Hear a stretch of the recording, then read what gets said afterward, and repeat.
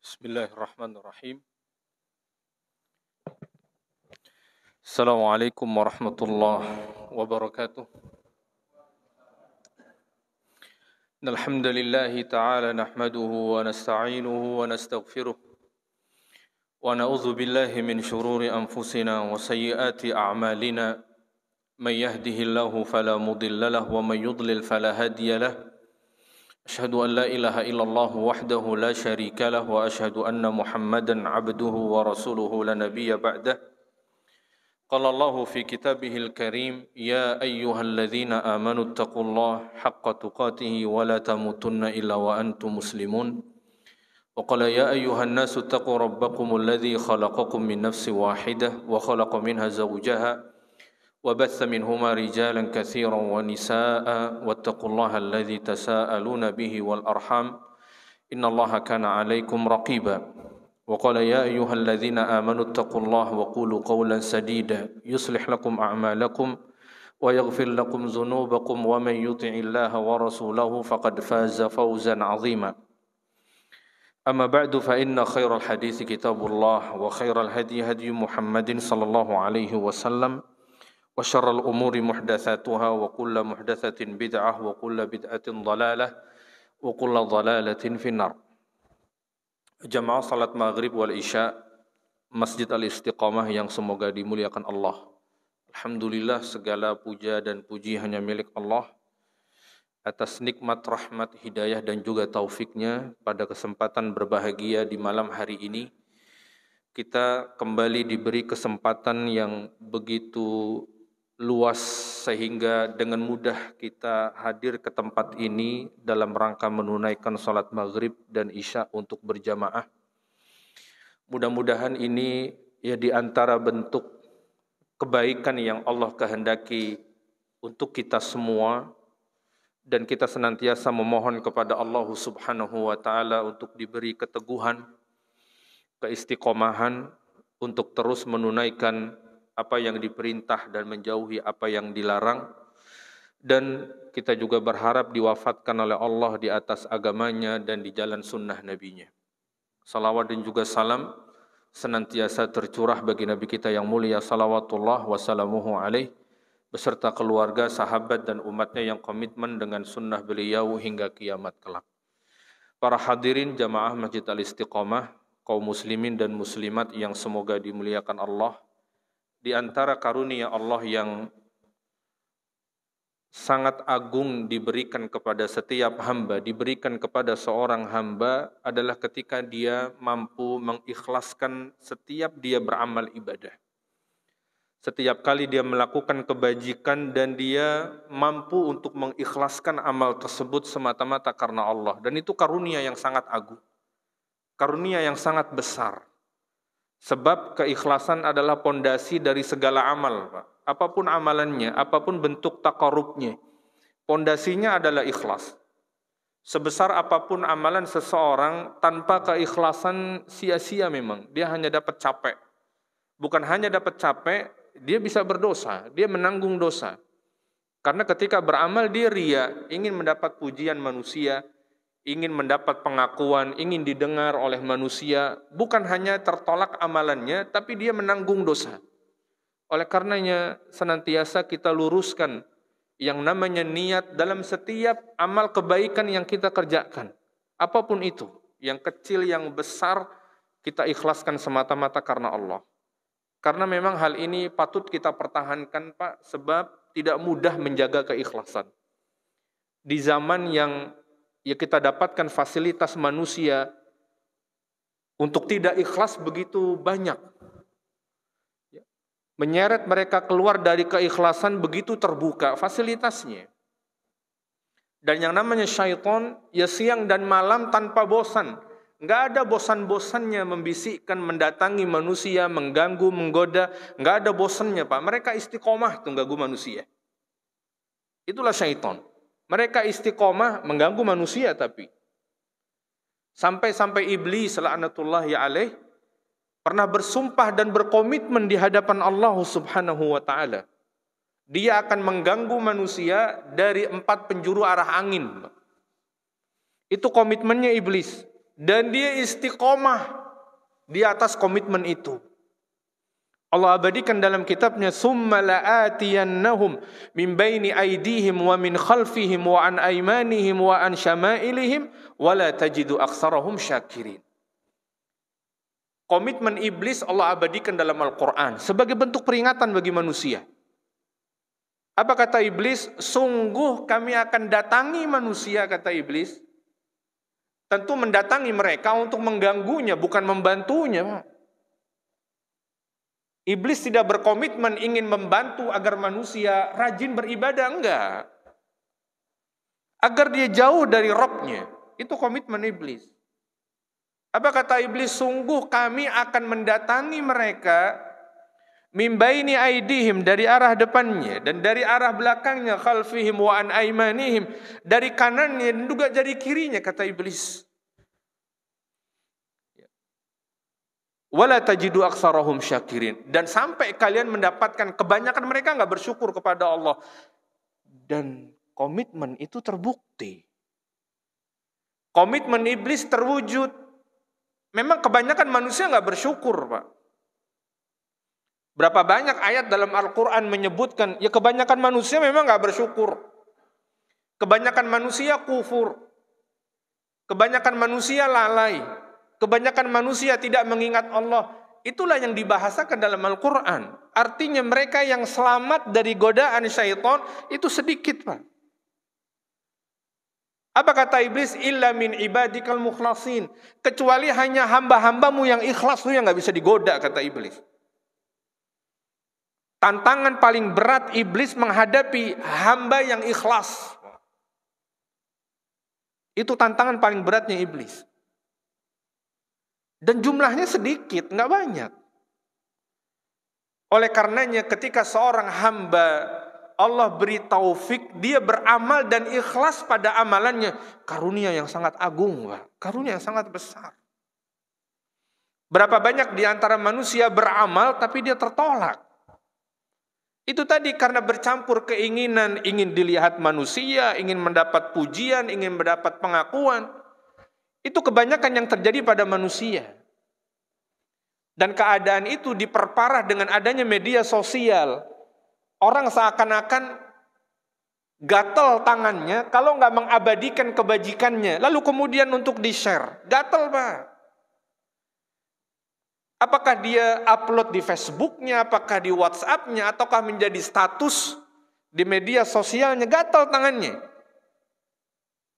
Ada bencana alam di mana dia bawa donasi, dia di situ selfie, dia share kemudian menjadi status media sosialnya, di Facebooknya, sehingga semua orang tahu. Seharusnya amalan dia sembunyikan antara dirinya dan Rabb-nya, hari ini manusia seakan merasa perlu diabadikan, Pak. Merasa perlu. Dahulu manusia kalau beramal berusaha menyembunyikan amalnya. Meskipun ada beberapa amal yang memang tidak bisa disembunyikan, Pak. Ya, seperti sholat berjamaah, kita kan nggak perlu pakai ninja, Pak, ya. Mau ke masjid biar nggak ketahuan orang kayak Hamas gitu, Pak, ya. Nggak perlu. Atau kita dari rumah jalan kaki pakai helm biar nggak ketahuan mukanya. Ya nggak perlu segitunya. Ya, memang ada amalan yang bisa disembunyikan, ada yang nggak bisa disembunyikan. Nah, amalan yang bisa disembunyikan sangatlah banyak. Apakah sedekah, apakah qiyamul lailnya, itu kan nggak perlu orang lain tahu. Yang perlu antara dirinya dan Allah Subhanahu wa ta'ala. Artinya menjaga keikhlasan ini sangat berat. Kita baru saja menyelesaikan bab al-ikhlas wa ihdarun niyah. Kenapa?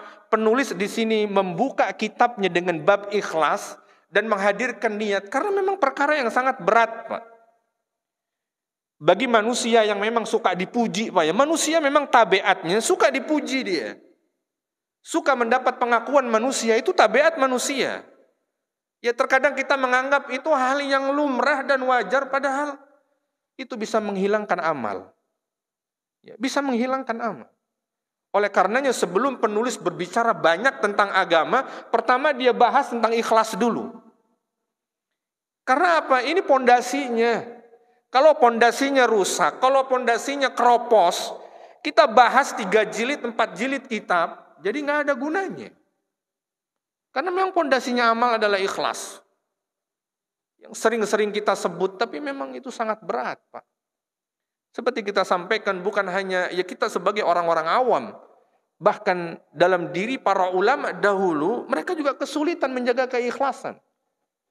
Ya, makin tinggi keimanan mereka, makin besar ujiannya. Termasuk dalam hal keikhlasan. Ya, yang namanya manusia. Nah, pada bab berikutnya, penulis mengangkat bab at-taubah, bab yang kedua dari kitab Riyadhis Shalihin, yaitu bab taubat. Ya. Bab taubat, ya ini telah ya, diserap dalam bahasa kita, taubat kalau dalam bahasa kita. Ya, dan bahasa kita ini termasuk bahasa yang paling banyak menyerap bahasa Arab. Dibandingkan oleh bahasa lainnya, dibandingkan bahasa Inggris.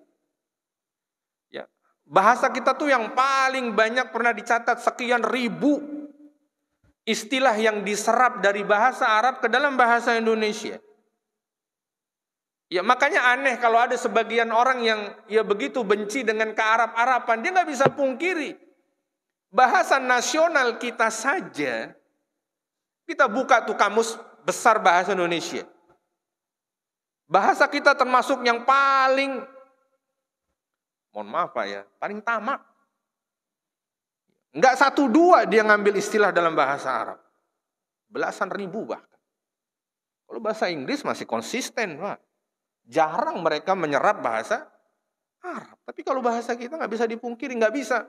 Ya dikatakan kemudian ya anti bahasa Arab dengan anti dengan, nggak bisa. Anti dengan Arab nggak bisa. Buktinya bahasa kita seperti itu keadaannya. Nah, taubat atau tobat dalam bahasa kita, ya ini merupakan sarana, fasilitas yang Allah berikan kepada setiap hambanya. Dan sebagai bentuk kasih sayang, ketika Allah menciptakan manusia dan ada kecenderungan untuk melakukan keburukan. Ya kata Allah dalam kitabnya, inna nafsa la'ammaratun bisu, sesungguhnya hawa nafsu manusia itu memang selalu mengajak kita, menggoda untuk melakukan kebajikan, untuk melakukan keburukan. Itulah tabiat yang ada pada hawa nafsu kita. Dia lebih sering mengajak kepada keburukan daripada kebaikan. Ya, dan kita tidak pasrah begitu saja. Kemudian, ya seperti halnya orang-orang Jabariyah yang kemudian yang merasa dirinya tidak punya daya dan upaya, sudah mengalir saja seperti air. Kan diciptakan oleh Allah dengan hawa nafsu yang seperti itu. Enggak. Kita punya pilihan dan diberi pilihan oleh Allah. Kita diberi kemampuan untuk membedakan mana yang hak dan mana yang batil, mana yang baik dan mana yang jelek. Kita diberikan hal itu oleh Allah. Sehingga kita bisa memilih. Dan kita nggak bisa pungkiri, Pak. Kita nggak bisa menutup mata. Oh kita ini hanya ya hamba yang ya mengikuti alur takdirnya saja, nggak bisa.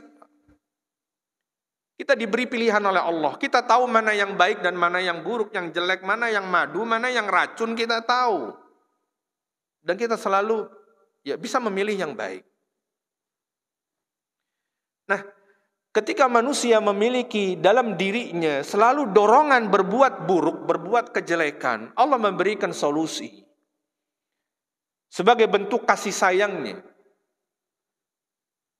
yang begitu luas, wabil khusus kepada umat Muhammad sallallahu alaihi wasallam, dengan kita bertaubat. Dengan cara kita menghentikan perbuatan buruk yang sedang dilakukan atau sedang terjadi. Dan kemudian setelah itu kita menyesali perbuatan kita dan bertekad untuk tidak mengulanginya lagi, maka sahlah taubatnya di hadapan Allah ketika dosa yang terjadi antara dirinya dan Allah. Karena ketika dosa yang terjadi antara hamba dengan hamba, maka ada ya syarat lain yang harus dia penuhi. Akan tetapi ketika seseorang telah menyesali perbuatannya dan menghentikan perbuatannya dan bertekad untuk tidak mengulanginya, maka sahlah taubatnya.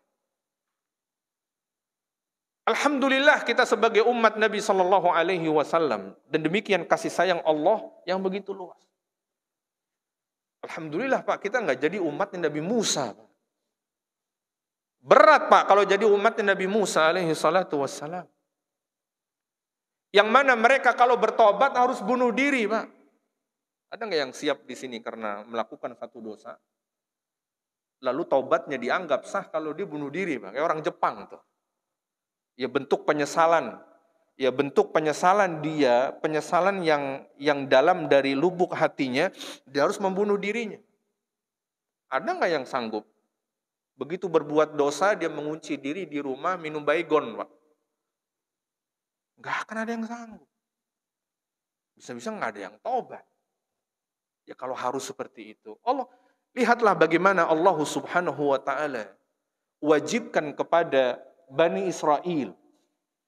Ketika mereka melakukan satu bentuk dosa, menyembah patung anak sapi. Allah berikan dalam surah Al-Baqarah. Apa kata Allah? Wa idh qala Musa liqaumihi ya qaumi innakum zalamtum anfusakum bittikhadhikumul ijla fatubu ila bari'ikum faqtulu anfusakum dzalikum khairul lakum inda bari'ikum fataba alaikum innahu huwat tawwabur rahim. Apa kata Allah ketika berkata Musa alaihi salatu wasalam kepada kaumnya? Ya qaumi innakum zalamtum, wahai kaumku kalian telah melakukan kezaliman. Dengan cara apa? Mereka menjadikan patung anak sapi yang dibuat samiri, yang dari emas itu Pak, ketika Nabi Musa memenuhi panggilan Robnya, perintah Robnya, untuk melakukan perjalanan ke sebuah tempat, nggak ada Musa, datanglah samiri, membuat patung anak sapi yang terbuat dari emas, yang ada lubang di mulutnya dan lubang di duburnya, sehingga kalau angin masuk berbunyi dia. Nah dahulu Bani Israel mengira wah sapinya hidup. Lalu kebiasaan itu diikutilah oleh ya orang-orang Hindu di India Pak. Ya. Nyembah sapi juga. Ya sama medianya. Ya. Kalau Samiri, kalau Bani Israel ya sapinya mati, sapinya adalah benda mati. Ya kalau di India repot Pak, hidup semua sapinya. Ya makanya kalau ada yang pernah jalan-jalan ke India, saya belum pernah sih Pak katanya. Jadi jalan-jalan tuh sapi semua. Keluar bandara, kalau kita kan di bandara Suta begitu keluar kan, oh Masya Allah modern, bersih gitu Pak ya. Kalau di India keluar dari bandara udah disambut sama sapi Pak. Ya. Kotoran sapi di mana-mana. Orang kena denda kalau dia mengganggu sapi. Ya kalau lagi sapi lagi tidur nggak boleh dibangunin Pak, kena denda itu. Karena Tuhannya. Jadi kalau ada sapi yang dilecehkan, langsung diusut oleh kepolisian. Tapi kalau ada wanita yang dilecehkan, itu bisa bertahun-tahun prosesnya Pak. Itu yang terjadi di India.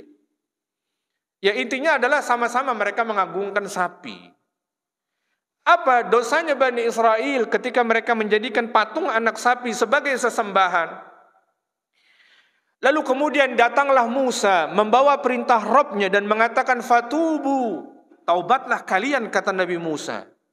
Fatubu ila bari'ikum, bertaubatlah kalian, kembalilah kalian kepada Rob kalian, pencipta kalian. Dengan cara apa? Faqtulu anfusakum. Fatubu ila bari'ikum faqtulu anfusakum. Taubat, tapi dengan cara kalian tusuk bunuh diri semua. Kita nggak kebayang Pak kalau syariat ini berlanjut sampai sekarang. Sebagai bentuk kasih sayang Allah, ya syariat Nabi dulu dihapus Pak.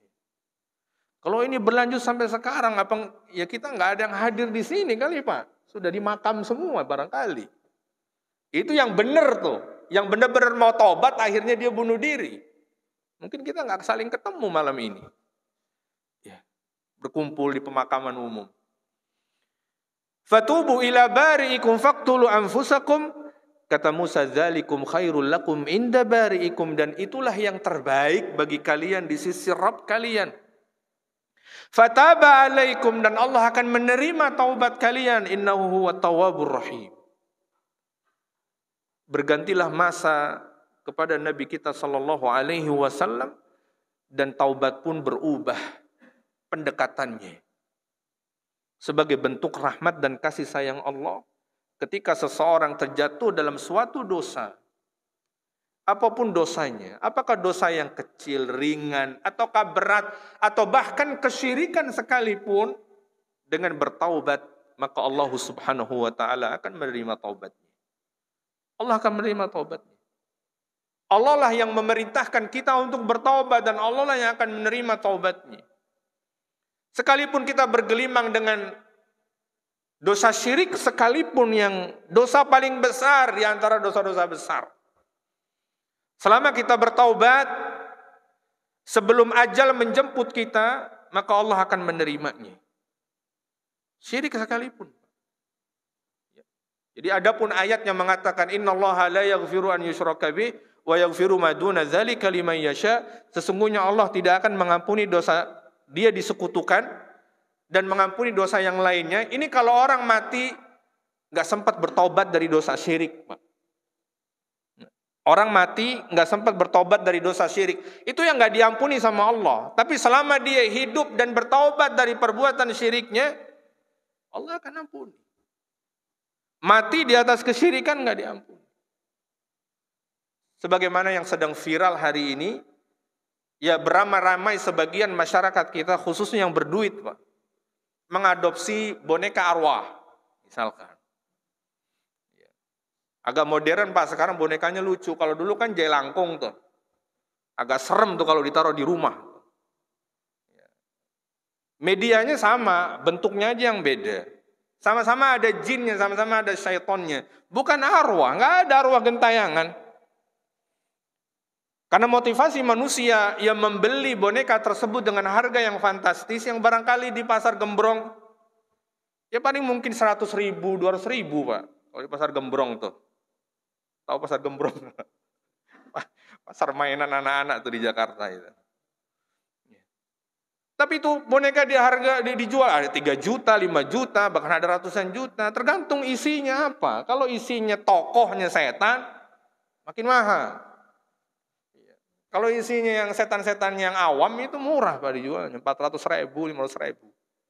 Dengan tujuan apa? Ya katanya bisa mendatangkan keberuntungan buat mereka. Bisa jadi tempat curhat. Sekarang kan orang waras sudah kayak gila, Pak. Kita lihat orang gila tuh ngobrol sama pohon. Ya itu wajar, orang gila. Sekarang waras, ngobrol sama boneka. Benda mati. Jadi yang waras sudah kayak gila. Yang gila tetap gila. Itu fenomena manusia hari ini. Lagi viral.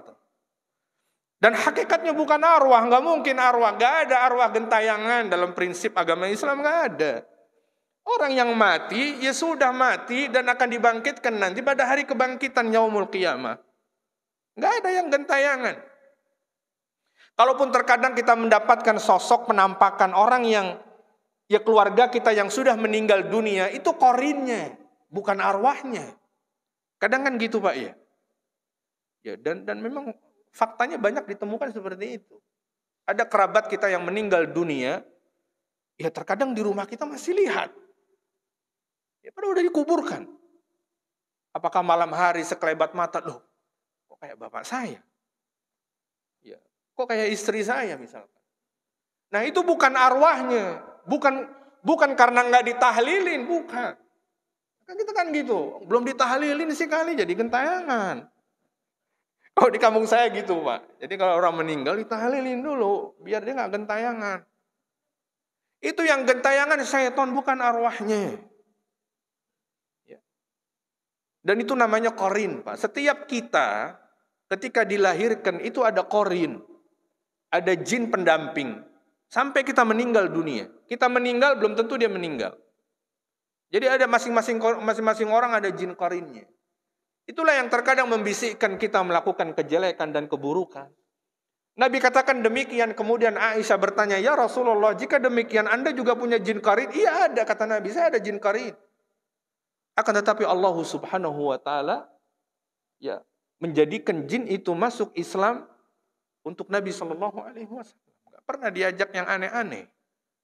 Ya kalau kita nggak tahu. Jadi itu jin. Nggak ada arwah yang gentayangan dimasukkan di situ, nggak ada jin. Ya, yang namanya jin kayak layaknya manusia, Pak. Ada yang baik, ada yang jelek. Ada yang bajingan, jin juga ada yang bajingan. Siapa tahu jin juga ada yang pedofilia. Nah kalau yang ada di boneka itu jin pedofilia, mau malam-malam dikerjain. Namanya jin kayak manusia, Pak. Mereka juga diwajibkan ibadah, sholat. Mereka juga nanti ada yang masuk surga, ada yang masuk neraka karena kejahatannya. Ada yang muslim, ada yang kafir, ada yang baik, ada yang bajingan. Ada yang jujur, ada yang perampok. Kita nggak tahu hakikat yang ada di dalamnya. Meskipun sebagian mereka mengklaim, oh justru saya sering diingatkan untuk ibadah katanya. Bohong semua. Malam-malam kadang dicolek suruh bangun. Qiyamul lail katanya. Bohong semua. Suruh qiyamul lail, tapi bukan karena Allah. Ya kalau mau karirnya bagus bangun malam. Kan gitu. Syaitan juga pinter, Pak. Goda kita enggak, sembah berhala. Ya kita tahu. Enggak bener dong nih ngajaknya. Kalau kita disuruh nyembah berhala, ngeh kita, Pak. Tapi kita disuruhnya, sholat malam. Biar karirnya lancar. Biar dagangnya laris. Akhirnya apa, Pak? Sholat malam tapi niatnya biar karirnya naik. Biar dagangannya besok lancar. Biar jodohnya gampang. Ya, niatnya bukan karena Allah lagi. Udah niatnya untuk dunia. Setan juga pinter, Pak. Jadi jangan tertipu. Oh sering ngingetin sholat, sering ngajak sholat. Tapi terkadang tujuan kita dipalingkan untuk hal-hal duniawi. Yang seharusnya untuk Allah ini bukan. Banyak sedekah, biar nanti bulan depan gajinya 3 kali lipat. Kan gitu, Pak. Ya, manusia diajak sedekah, tapi biar gajinya bulan depan naik 3 kali lipat. Ditunggu bulan depan belum naik, bulan depannya lagi tunggu, sabar. 2 bulan ditunggu nggak naik, 2 gajinya sama aja. Akhirnya apa? Dia sedekah niatnya, ya biar gajinya berkali lipat. Sedekah bukan ya memadamkan kemarahan Allah. Agar menjadi tabungannya kelak nanti di sisi. Bukan itu. Tapi biar gajinya naik. Sampai dia nolin, Pak, tabungannya. Berani nggak dia nolin? Ya di hadapan orang bilang berani. Gimana Pak? Ditonton banyak orang masa bilang nggak berani? Ya kan nggak enak. Siap nggak dia nolin? Oh siap dia nolin. Tapi jangan ngomong sama yang lain ya. Tapi di hadapan audien. Jadi seperti itulah bagaimana syaitan menyeret kita, seakan-akan kita untuk diajak untuk beribadah, tapi beribadah bukan karena Allah. Nah, bertaubat syaratnya ada 3, disebutkan oleh para penulis, para ulama menyebutkan bahwa dikatakan taubat itu sah dan diterima oleh Allah Subhanahu wa taala. Itu ada 3, kalau memang kezaliman atau dosa yang dilakukan hubungan antara dirinya dan Allah. Ya dosanya antara urusan dia dan Allah, Pak. Seperti dosa-dosa besar, apakah zina, apakah mencuri, ya, apakah memakan harta anak yatim. Ya, bisa saja, Pak. Ya mohon maaf, terkadang ya tradisi yang terjadi di tengah masyarakat kita. Yang kadang 7 harian, 40 harian. Ya mohon maaf, ini terjadi, Pak. Pernah datang seseorang ke kita, yang waktu itu ya dia tahu bahwa masjid ada menyalurkan zakat. Dia datang, salah satu tetangga di kampung sebelah. Dia bilang, saya mau minjem uang 500.000. Kita tanya untuk apa? Dan ini saya sendiri, Pak. Untuk apa? Ya dia bilang untuk, ya mohon maaf, untuk ya acara tahlilan. Loh kenapa harus pinjam? Nggak ada duit, Pak. Loh kenapa harus pakai uang gitu kan? Bukankah ya biasanya kan cuma doa baca Quran saja. Ya, kalau nggak ada makanannya, ya ngedumel, Pak. Nggak enak orang. Ya jadi omongan. Jadi dari situlah kemudian ya kita bertanya akan keikhlasan orang yang datang itu seperti apa. Ya dia membacakan doa tapi ya sambil ngedumel, ya Allah alam sampai apa enggak kita nggak tahu. Dan itu yang terjadi, faktanya seperti itu. Barangkali mungkin di sebagian yang lain mungkin enggak, Pak ya. Tapi itulah yang terjadi di sebagian masyarakat kita. Ada orang yang terkadang ya kepala rumah tangga meninggal dunia. Ia meninggalkan janda dengan anak yatim yang terkadang hartanya juga terbatas. Apa yang ditinggalkan oleh suaminya yaitu harta si janda dan harta si anak yatim. Terkadang ya mereka gunakan harta itu untuk menyediakan makan. Kadang seperti itu. Karena nggak ada lagi sudah harta peninggalan suaminya yang menjadi yang menjadi milik anak-anak yatimnya terkadang dipakai oleh ibunya. Nah ini yang terkadang manusia nggak sadari, dia sudah makan harta anak yatim. Itu jadi api Pak dalam perut. Neraka lebih utama terhadap hal itu. Ya. Dosa-dosa itu kemudian antara dia dengan Allah Subhanahu wa taala. Memakan harta riba misalkan, dia paham ya bahwa transaksi yang sedang dia lakukan atau tempat di mana dia bekerja, ya di situ memang berkisar di antara perkara ribawi misalkan. Maka bagaimana dia bertaubat? Syaratnya ada 3. Antara dosanya antara dia dan Allah. Nggak ada urusan sama manusia. Nggak ada urusan dengan manusia. Antara dirinya dan Allah murni. Maka syarat yang pertama diterima dan dianggap sah adalah dia menghentikan segera kemaksiatan yang sedang berjalan. Itulah namanya taubat. Itulah namanya taubat. Lagi di bilik karaokean sama teman-temannya. Misalkan. Baru 1 lagu udah merasa, ini dosa saya ini. Ya harusnya jam segini udah sampai rumah, ini masih karaokean lagi sama teman-teman. Jadi dampingnya sama perempuan lagi. Itu kan. Baru 1 lagu itu Pak. Dia udah mulai nggak enak perasaan dia. Aduh bermusik kan ini nggak boleh. Ya Nabi sebutkan ingat semua tuh hadisnya. Allah berikan taufik kepada dia, jadi takut perasaannya. Ya. Kata Nabi SAW dalam hadisnya,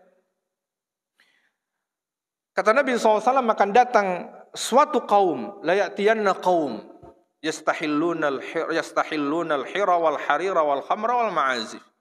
Kata Nabi SAW akan datang suatu kaum nanti di mana mereka menghalalkan perzinaan, ya, dan sudah terbukti, ya, nikah mut'ah, kawin kontrak itu ya apa bedanya dengan lokalisasi Pak ya. Dan dianggap halal. Dan pelakunya dianggap ya keutamaannya seperti haji puluhan kali Pak.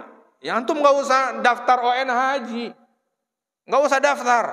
Ke puncak aja tuh mut'ah. Udah kayak haji puluhan kali. Dihalalkan Pak.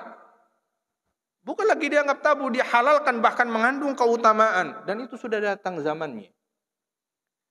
Wal al-hirra wal hariro, dan kemudian ya kain sutra bagi kaum laki-laki tentunya, karena kan dilarang sutra bagi kaum laki-laki. Dan hari ini ya banyak laki-laki yang pakai sutra. Dihalalkan nggak apa-apa kalau pakai sutra. Wal harira wal khamra, kemudian khamr. Zat minuman yang dia memabukkan. Ya sekarang dihalalkan. Bahkan ya kalau buat masakan katanya boleh. Yang nggak boleh itu kalau kita tenggak. Ini kan dicampur sama nasi goreng. Apa tuh Pak? Angcu. Angcu itu kan arak Pak. Arak Cina. Orang kita bilang ya dari tape itu. Yang memang difermentasi jadilah angcu. Biasanya yang ada di seafood itu. Kalau Bapak beli seafood ya udah hati-hati. Seafood biasanya umumnya pakai itu. Kecuali ya kalau kitanya teliti ya dan hati-hati, ya kita request jangan pakai angcu karena itu memang arak. Dia merasa boleh kan cuma buat masakan. Kan begitu ini langsung nguap jadi angin. Tapi kan tambah seger kan, rasanya kan seger Pak kalau pakai itu. Katanya, saya juga belum pernah nyobain. Katanya gitu, karena kan saya beli nasi goreng aja selalu cerewet gitu. Pakai angcu enggak ya udah. Karena itu jadi umum gitu loh. Jadi dihalalkan dia padahal khamr. Padahal yang namanya khamr itu kan katsiruhu wa qaliluhu haram. Yang namanya khamr Pak, 1 botol ditenggak sama 1 tetes sama hukumnya haram. Cuma setetes minumnya haram. Yang nggak boleh kan kalau sebotol. Siapa bilang kalau yang nggak boleh sebotol? Mau dikit banyak sama. Mau diminum, mau dikasih masakan, nguap sama. Apalagi yang makanan stick-stick itu Pak ya. Stick-stick itu yang terkadang memang katanya biar tambah enak direndam dulu tuh. Sama anggur katanya gitu. Nah, itu sudah dihalalkan itu. Ya. Harila wal khamra wal ma'azif. Ma'azif ditafsirkan oleh para ulama, ya peralatan musik. Hari ini peralatan musik dihalalkan. Bahkan saya dapatkan beberapa masjid lengkap peralatannya Pak. Mohon maaf, saya pernah dapatkan di Bekasi. Satu masjid saya masuk sholat di situ. Begitu iseng nengok ngelinguk ke belakang, ada drumnya, ada pianonya, ada trompetnya, ada. Saya pikir salah masuk, saya ke gereja, jangan-jangan saya masuk. Saya pikir saya masalah masuk ke gereja. Begitu selesai sholat, ini masjid aliran apa? Baru lihat saya. Nengok ke belakang ada piano, ada drum. Subhanallah, ini aneh-aneh. Jadi mulai dihalalkan sudah, boleh.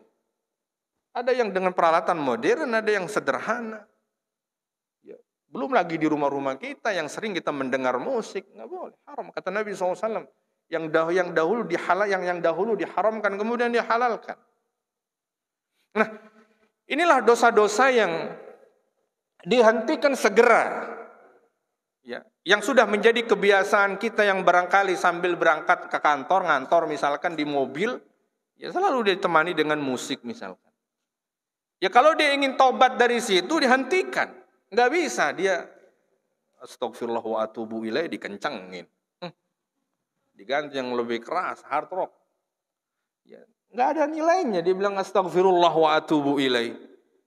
Segera dihentikan. Ya. Yang saat ini ya terlilit dengan hutang ribawi, ya segera dihentikan. Gimana caranya? Dulu bisa dia ambil leasing, berbagai cara dia lakukan sampai bisa. Hari ini tahu hukumnya, ya carilah berbagai cara bagaimana dia bisa berlepas diri darinya. Sesegera mungkin, Pak. Itu yang baru namanya taubat. Jadi dihentikan segera, jangan kemudian istighfar terus, tidak ada niat sama sekali menghentikannya. Ya. Yang hari ini misalkan masih punya kebiasaan merokok misalkan, ya segera hentikan. Berapa banyak ulama yang berfatwa rokok hukumnya haram. Ya hentikan yang haram. Ya nggak bisa dia bertaubat setiap kali sholat tapi ya masih ngecis, nggak bisa. Harus hentikan. Dengan kesungguh-sungguhan. Oh nggak bisa, bohong kalau nggak bisa. Berapa banyak manusia yang bisa berhenti. Meskipun dia harus diopnam terlebih dahulu. Tapi dia berhenti. Itu bentuk taubatnya. Nah, menghentikan itu yang pertama. Kemudian yang kedua, ayandama ala fi'liha. Kemudian dia menyesali akan perbuatannya. Barulah jika ada unsur penyesalan. Dan unsur penyesalan ini ya dia mengalir dari hati yang paling dalam, nggak bisa. Terkadang ya ada orang yang ya pengen berhenti dari perbuatan dosa dan bisa berhenti tapi dia nggak menyesal. Maka disitulah hendaknya dia berusaha bagaimana menyesalinya. Karena memang menyesali sesuatu, ini sesuatu yang nggak bisa kita kondisikan kadang. Ya, itu mengalir begitu saja. Ya. Baik terhadap perbuatan dosa besar, apakah kesyirikan, apakah yang lainnya, perzinaan, atau yang lainnya, ataukah dosa kecil, atau dari perbuatan yang ya dia meninggalkan sesuatu yang diutamakan. Atau ketidakmampuan dia untuk menjalankan agama secara baik. Seperti yang disunahkan misalkan, ya dia jarang melakukan sholat sunnah rawatib. Ya, termasuk jarang. Begitu selesai sholat bawaannya pengen pulang. Ya. Begitu mendengar azan, ya pengennya ke masjid udah iqomah. Jadi nggak pernah dapat qobliyah, nggak pernah juga dapat ba'diyah. Terkadang dia berdalih, Ustaz, bukankah lebih utama sholat sunnah di rumah? Iya, sampai rumah nggak pernah sholat. Sampai rumah udah ada kesibukan lain. Ya. Anaknya minta gendong lah, ya, ada urusan apalah, istrinya minta kelonin lah. Ya. Jadi tekadnya doang, oh sholat sunnah terbaik adalah di rumah. Nggak pernah sholat tapi. Ya, jadi yang terbaik adalah ya buat dirinya ya di masjid daripada dia nggak sholat di rumah. Ya, meskipun Nabi SAW mengatakan memang sholat terbaik ya selain daripada sholat wajib ya adalah di rumahnya itu sholat sunnah. Itu sholat terbaik. Tapi jika konsisten dia kerjakan. Kalau sampai rumah sering lalainya ya lebih baik dia sholat di masjid buat dia. Nah, bentuk penyesalan seperti ini pun ya termasuk dari bentuk taubat kepada Allah. Ya karena ketidakmampuan kita. Bagaimana taubat? Ya kita taubat sudah berusaha melakukan sholat sunnah rawatib. Qobliyahnya, ba'diyahnya dan keutamaannya sangat besar. Nabi SAW seseorang yang menjaga 12 rakaat ya di luar salat rawatibnya dibangunkan rumah di sorga. Semakin sering dia sholat, terus pembangunan itu dilakukan. Kalau sesekali doang, jangan-jangan pondasinya aja belum kelar-kelar, Pak. Sesekali doang dia ngerjainnya. Ya, seminggu ngerjain, 2 bulan berhenti. Ya barangkali pembangunannya juga berhenti di sana, Pak. Ya, baru digali doang itu pondasinya. Sehingga konsisten dilakukan dan proses itu terus berjalan. Tidak kemudian sekali sholat langsung jadi istana. Tapi itu yang harus dilakukan. Karena apa? Ya, bukan perbuatan yang haram, Pak. Ya, bukannya kita kemudian berdosa kalau kita nggak sholat rawatib. Enggak. Meninggalkan sesuatu yang sunnah sangat dianjurkan. Dan kita menyesali karena meninggalkan itu diantara bentuk taubatnya kita. Karena meninggalkan sesuatu yang sangat dianjurkan. Bukannya berdosa, nggak dosa dia. Kecuali kalau memang perbuatan yang haram, ya harus kita tinggalkan. Jika kita lakukan, kita berdosa. Ya, jadi penyesalan ini ya bisa ya dari perbuatan jelas dosa, besar ataukah kecil, atau dari perbuatan yang dianjurkan ditinggalkan, seperti sholat-sholat sunnah yang itu, qiyamul lail misalkan. Nabi SAW sangat menganjurkan qiyamul lail. Nabi pernah menegur Abdullah bin Umar, memotivasi sahabatnya. Ya, apa kata Nabi SAW? Ya Abdullah, la takun mithla fulan karena yusallil lail summa tarakahu. Kata Nabi, wahai Abdullah bin Umar, antum jangan kayak si fulan. Dulu rajin sholat malam, sekarang udah enggak. Antum jangan kayak dia. Itulah Nabi SAW menganjurkan para sahabat untuk qiyamul lail. Ni'mar rajuli Abdullah. Ya. Idza yaqumul lail. Kata Nabi, sebaik-baik orang itu ya Abdullah. Ya. Kalau dia sholat malam, kata Nabi SAW, sholat malam. Dan itu dianjurkan. Nabi SAW dalam setiap keadaan sholat malam. Bahkan beliau safar sekalipun sholat malam. Pak. Jadi selalu kita upayakan kita bisa sholat malam. Ya. Kita upayakan tidur jangan terlalu malam. Ya, kita pasang waker. Kita niatkan untuk bangun sholat malam meskipun hanya dengan serakaat. Meskipun hanya dengan serakaat. Kemudian yang ketiga, as-salisu an ya'zima alla ya'uda ilaiha abada. Kemudian punya tekad untuk tidak kembali mengulanginya. Menjauhi tempat-tempat yang kembali bisa meracuninya. Kalau dulu misalkan dia perokok berat, dia berusaha dan berhasil dia berhenti. Udah, dia tinggalkan dan bertekad meninggalkan kira-kira kumpulan-kumpulan yang bisa mengajak dia kepada dosa yang sama.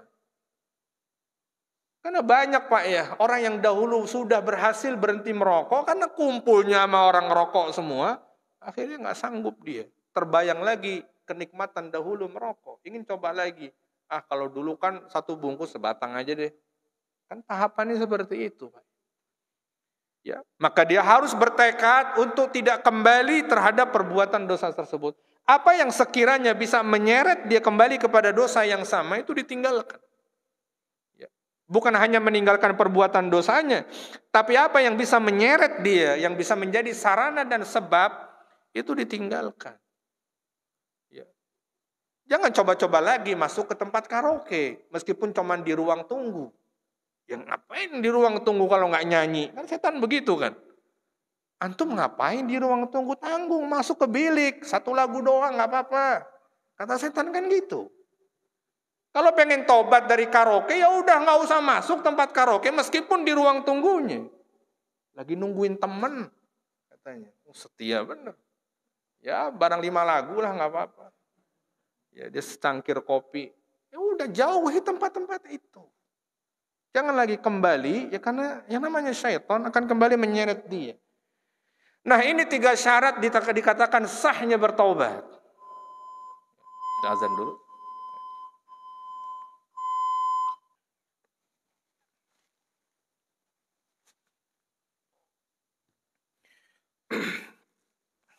Alhamdulillah, salatu wassalamu ala rasulillah. Baik, kita lanjutkan sejenak.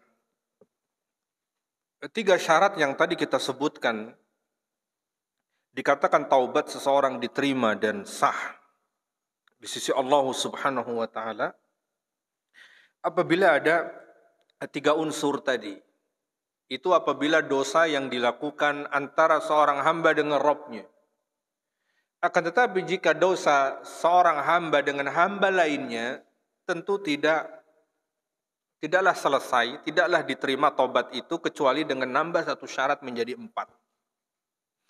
Seperti dosa yang terjadi terkait dengan hak-hak manusia. Apakah dahulu dia pernah mengambil harta orang lain, misalkan dulu pas SMA, dia ingat sekarang Pak, di kantin sekolah dulu ambil gorengan 5, bilang 3. Itu udah soleh tuh karena ngaku, biasanya sih nggak ngaku, padahal udah makan 5. Itu lagi bener tuh, ngakunya 3. Biasanya mah nggak ngaku sama sekali. Sekarang baru ingat, oh ya dulu pernah kayak gitu, makan hak orang. Penyesalannya dan taubatnya nggak akan diterima sampai dia kembalikan hak orang itu. Ya dengan nilai yang sama tentunya. Ya kalau dulu barangkali harganya gorengan berapa Pak? 30 tahun yang lalu. 50 rupiah kali Pak. Ya cuma balikinnya bukan 50 rupiah dicari orang. Dulu 5 gorengan, 50 ribu, 250 perak. Ya enggak lah. Jadi konversikan dengan gorengan hari ini berapa. Dan terjadi inflasi sekian tahun Pak ya. Nilainya. Dan kemudian meminta maaf dia. Nah itu kalau orangnya dapat, masih dulu aja udah tua saat 30 tahun yang lalu tuh, yang jualan nenek-nenek. Ya sekarang Allahu alam udah kemana? Nggak ngerti. Udah cari-cari nggak dapat. Ya kantinnya udah berapa kali ganti yang jaga kantin. Ya. Maka berusahalah dia tetap mencari, jika tidak dia dapatkan, ya di antara para ulama menyebutkan, maka bersedekahlah atas namanya. Di mana sedekah yang sekiranya ya bisa mengalir kebaikannya terus, maka bersedekahlah. Itu salah satu solusinya Pak. Karena memang dia sudah berusaha, dia cari nggak ketemu. Itulah syarat untuk diterima taubatnya kalau urusan dia dengan hak manusia. Makanya lebih sulit Pak, lebih berat jika hubungannya antara dia dengan hak manusia. Kalau dengan Allah, ya antara dia dengan Allah, barangkali selesai dengan qiyamul lail. Barangkali selesai dengan dia bermunajat.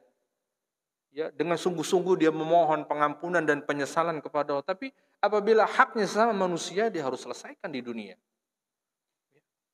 Dahulu pernah ngutang tapi ngeplang. Ngutang nggak bayar-bayar, padahal sekarang karirnya udah bagus. Kan banyak Pak ya. Dahulu ketika ngutang, Masya Allah, dengan bahasa yang manis. Ya begitu jatuh tempo harus dia bayar, ngilang nggak ada jejaknya. Ya. Terkadang begitu ketemu dia lebih galak dari kita. Itu yang banyak terjadi. Dan hati-hati Pak ya, kata Nabi SAW, matlul ghaniyyi zulmun. Orang yang ngemplang, kata Nabi SAW, adalah kezaliman tuh. Dia mampu, udah bisa bayar. Udah bisa beli ini, renov rumah, ganti mobil, tapi utang nggak dia bayar-bayar.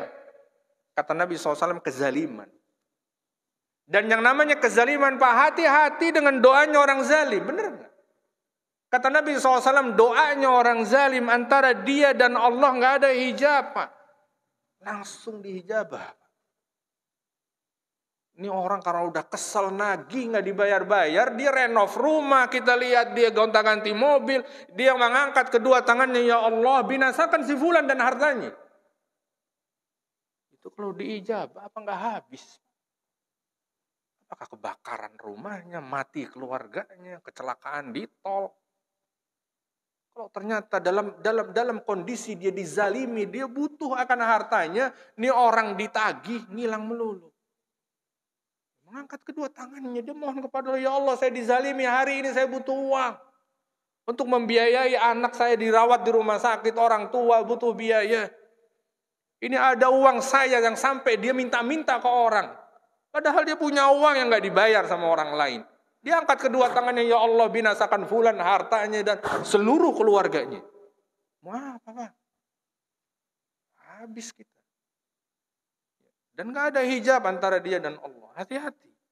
Kalau sudah urusan dengan manusia lebih berat. Maka segera kita selesaikan urusan itu. Ya kita memohon maaf. Kalau kita gak bisa bayar, ya kita mohon maaf datang ke dia. Baik-baik. Ya, bukan justru makin tinggi, makin galak. Ya, kita yang mau nagih jadi kadang takut sendiri. Baru depan rumahnya udah nggak enak duluan, padahal kita mau nagih duit kita. Ya, karena sekarang orang yang ngutang lebih galak dari yang ngutangin. Nah, itu harus diselesaikan di dunia. Jika tidak, berat. Penyelesaian di akhirat lebih berat. Ya. Karena penyelesaian di sana, ya diambil kebaikan-kebaikan kita. Dilihat setiap kebaikan yang kita bawa, yang untuk menutupi urusan dengan manusia dulu nggak selesai, nggak kelar di dunia. Iya, kalau kebaikan kita banyak stoknya. Ini kita mati, stoknya terbatas. Harus dikurangi fulan, si fulan. Nggak nyisa Pak, minus stoknya. Defisit. Kalau defisit di dunia kita bisa perbaiki, defisit di sana. Mau perbaiki pakai apa? Mau sholat lagi 1000 tahun, nggak ada ibadah saat itu. Ya. Saat itu hanya perhitungan. Nggak ada amal. Kata Ali bin Abi Thalib radhiyallahu taala anhu, beramal sekarang dan belum ada perhitungan. Sebelum datang hari di mana tidak bisa beramal, yang ada hanya perhitungan. Di sana adalah yaumul hisab. Ya, maka hati-hatilah dengan urusan perkara dengan manusia. Ya, kalau dia merasa dizalimi oleh kita, telah jatuh tempo yang harus kita tunaikan hak-haknya, doanya berbahaya, Pak. Doanya berbahaya. Kata Nabi SAW, fattaqu da'watal mazlum, fa innahu laisa bainaha wa bainallahi hijab. Kata Nabi SAW, takutlah kalian dengan doanya orang yang dizalimi, kata Nabi SAW. Takut, kata Nabi, hati-hati. Karena tidak ada hijab. Tidak ada penghalang antara doa orang yang dizalimi dengan Allah, nggak ada penghalang. Mau orang yang kita zalimi nggak benar, Pak, orang nggak benar sekalipun, waktu itu doanya ijabah, Pak. Ini orang yang kita zalimi nggak benar, Pak, orang. Sama-sama juga tukang ngemplang utang kayak kita. Dia aja tukang ngemplang, Sat. Ya kalau tukang ngemplang itu urusan dia, bukan kemudian pembenaran buat kita ngemplang juga. Biarin dia ngemplang, bukan berarti benar dong kalau kita ngemplangin dia, nggak gitu. Meskipun dia tukang ngemplang, kita ngemplang utangnya, dia doa, mustajab. Mudah-mudahan ini menjadi nasihat bagi diri saya, wabil khusus dan seluruh jamaah, dan bermanfaat apa yang kita bahas pada kesempatan malam hari ini. Barangkali jika ada pertanyaan beberapa detik, Pak. Atau pekan depan insyaallah ta'ala. Jika ada pertanyaan mungkin, 1 atau 2. Silahkan. Salam.